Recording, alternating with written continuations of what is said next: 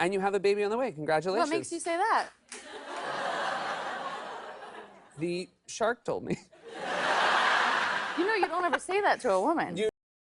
Started with a single image on the cover of The Hollywood Reporter, a cartoon of Blake Lively taking aim at Justin Baldoni with a medieval slingshot. What should have been a tongue-in-cheek illustration instead sparked a firestorm that threatened both stars' reputations. Lively's team wasted no time condemning the cover as sexist, calling it a harmful depiction of an outspoken woman. But instead of rallying public sympathy, her response drew a wave of scrutiny, with many wondering if she was attempting to deflect attention from something bigger.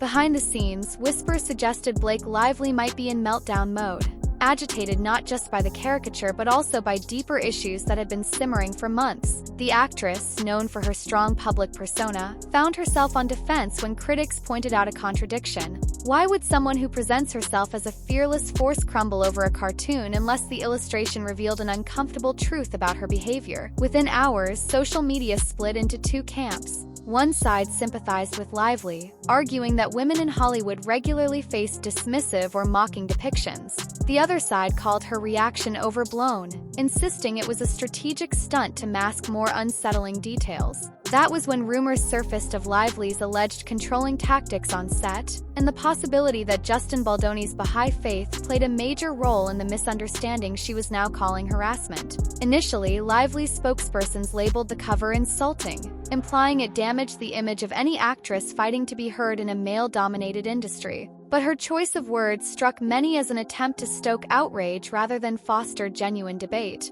Moreover, insiders began hinting that her meltdown went beyond the cartoon.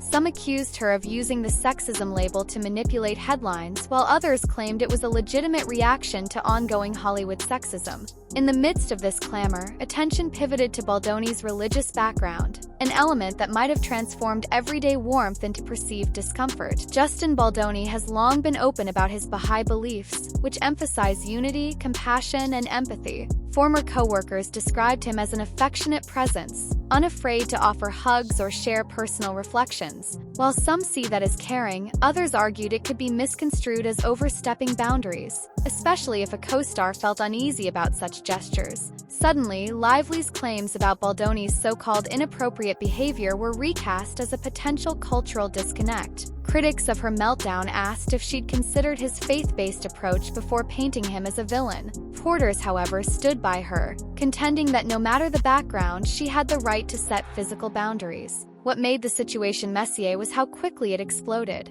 Instead of calmly discussing these nuances, Lively's team went on the offensive, calling the cover an unforgivable smear and doubling down on allegations that Baldoni had crossed lines. Then came a more incriminating twist. Reports surfaced that Blake Lively had removed key text messages in an amended version of her legal complaint. Observers questioned why she would sanitize her own evidence if it confirmed her allegations. Legal analysts speculated that perhaps those texts contradicted her stance, suggesting the interactions she deemed unwanted were actually consensual or at least not as one-sided as claimed. This revelation shattered the narrative of Lively as a victim taken by surprise. If anything, it suggested a carefully curated storyline that couldn't hold up when scrutinized. News outlets pounced, pointing out the irony that an actress portraying herself as an advocate for transparency might have eliminated potentially damaging evidence. Lively's lawyers offered vague explanations, insisting the omissions were procedural.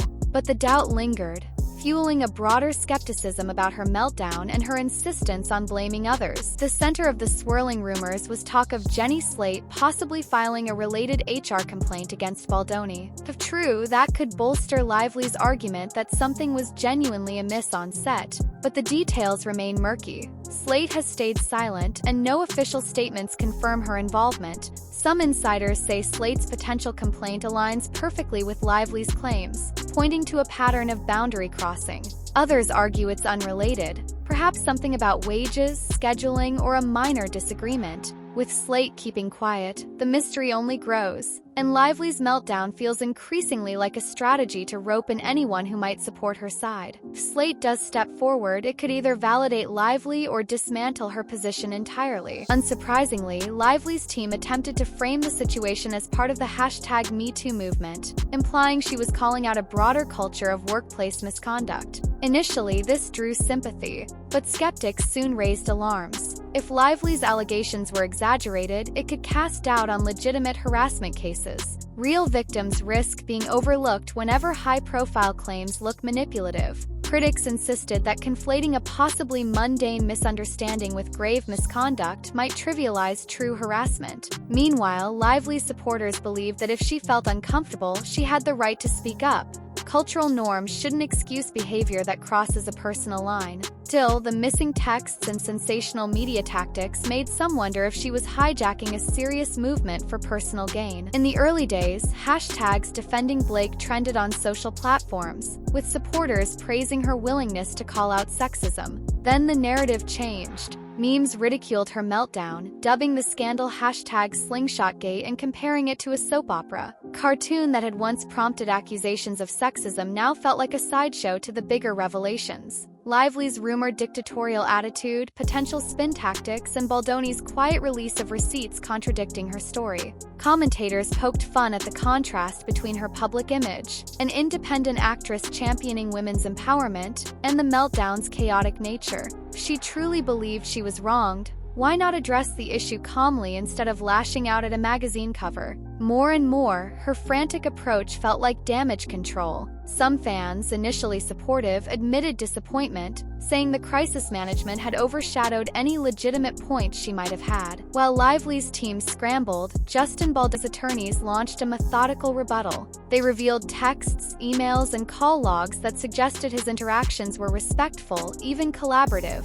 Colleagues described him as someone who always asked permission before more intimate on-screen moments, and whose warmth was often misunderstood by Hollywood's strict professional boundaries. If his legal team can prove that Lively herself approved much of what she now calls unwanted, her case risks imploding. Baldoni, for his part, has stayed relatively subdued in public statements, letting the evidence do the talking. This self-restraint added to the growing perception that Lively was overreaching, especially in the face of documented interactions that didn't match her claims. Meanwhile, the question remained: was this truly an example of a star feeling violated, or was it a high-stakes power play designed to maintain her carefully curated image? As if the missing texts weren't enough, rumors emerged about Lively exerting significant control over the production where these alleged incidents took place. Sources claimed she rewrote scenes, changed character arcs, and demanded final say on creative decisions. If true, it casts doubt on her portrayal as an actress who felt powerless. How could someone who was essentially calling all the shots be blindsided by a co-star's behavior?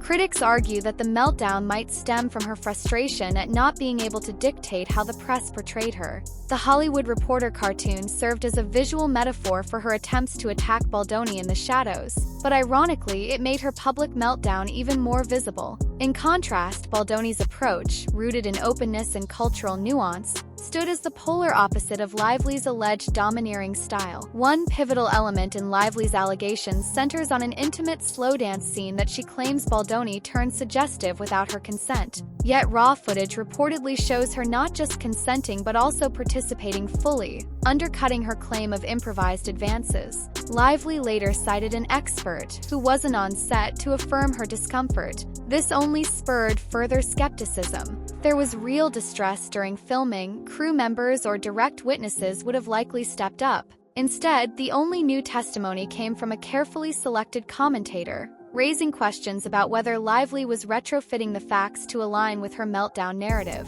Baldoni's team stayed calm, reiterating that every move was choreographed and cleared. As this back and forth played out, public sympathy continued dropping for Lively. It started to look like she was layering dramatic accusations onto routine filming moments, all in an effort to sustain her victim role. As the saga dragged on, industry insiders and advocates grew concerned about the broader implications. They worried that if Blake Lively's claims turned out to be exaggerated or manufactured, it could embolden skeptics who dismiss genuine harassment cases. Each sensational headline focusing on meltdown theatrics, missing texts, or contradictory footage undermines serious discussions about workplace respect and boundaries. Many argued that the meltdown overshadowed essential conversations on consent and cultural sensitivity. In Hollywood's hyper-competitive environment, reputations are fragile. Studios may now view Blake Lively as a liability, someone who can flip from empowerment advocate to crisis creator if a magazine cover offends her.